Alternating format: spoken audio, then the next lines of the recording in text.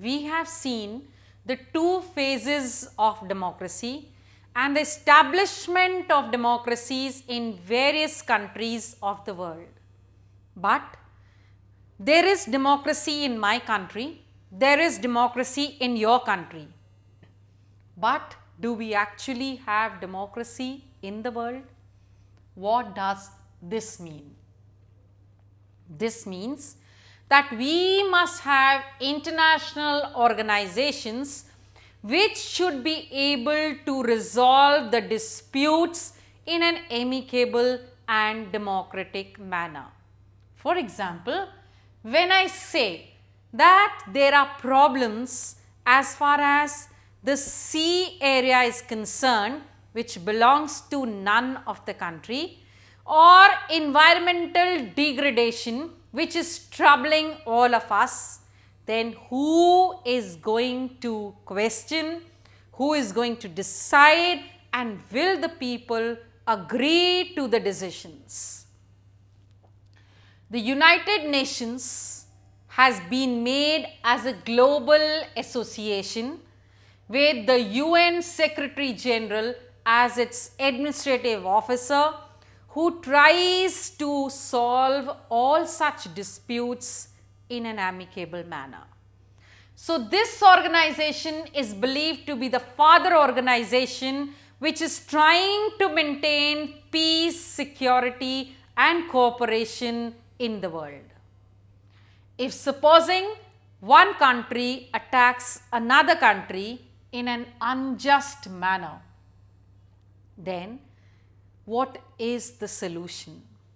The UN Security Council can take a step forward and make a world army wherein it can ask all its members to give the army, and it can teach a lesson to the wrongdoer.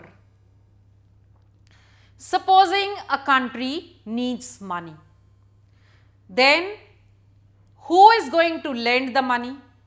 The International Monetary Fund of the UN and the World Bank shall provide monetary assistance to all its members. This all seems very, very rosy.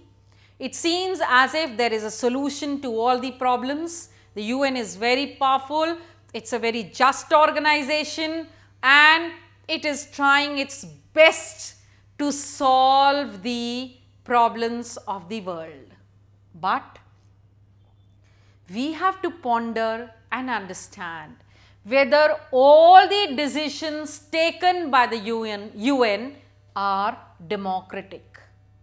Try and understand that there are 192 members of the United Nations and they all have one vote in the General Assembly. Excellent. So that means all of us are deciding in the General Assembly on equal basis. But the other side of the coin, the most important Security Council, it has 5 permanent members: US, Russia, UK, France and China, which are the founder members of the UN, and they have the veto right. That is to turn the decision when everybody is wanting something and they are wanting something different. So where is the equality? Where is the democracy? Where is the much required cooperation and peace in the world? Wherein even in the World Organization, the countries are discriminated on the permanent and the non-permanent members, and they enjoy veto rights, which means that the world is still looking forward to a strong international organization which is unbiased and which is equal in all its terms. So we are still looking forward to democracy in the world relations. We were talking of the inequalities and irregularities in the present day world. And we were seeing that there are inequalities in the UN, there are inequalities in the Security Council, and now we must understand that the inequalities even in the International Monetary Fund. If there are inequalities, how can we think that the money would be distributed in an equal manner, in a just manner, in an unbiased manner? The International Monetary Fund has 185 members, but not all of them are on equal footing. You have more say, more strength in the organization depending upon how much contribution you have made to the International Monetary Fund.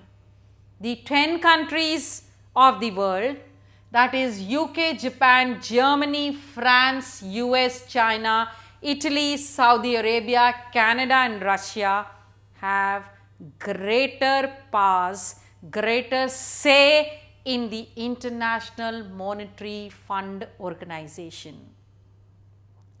The rest 175 countries are secondary. So where is democracy in the world? Where is equality in the world? Wherein even when the money has to be distributed, there are people who have a greater say.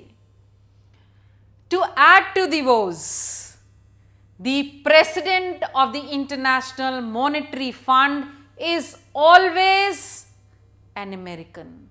That is, an American heads the International Monetary Fund, and this head is nominated also by the Finance Minister of America. So it is strange and very strange that the world organizations are still lacking in democracy, wherein the world has moved forward in various countries in establishing, promoting and re-establishing democracies in the world.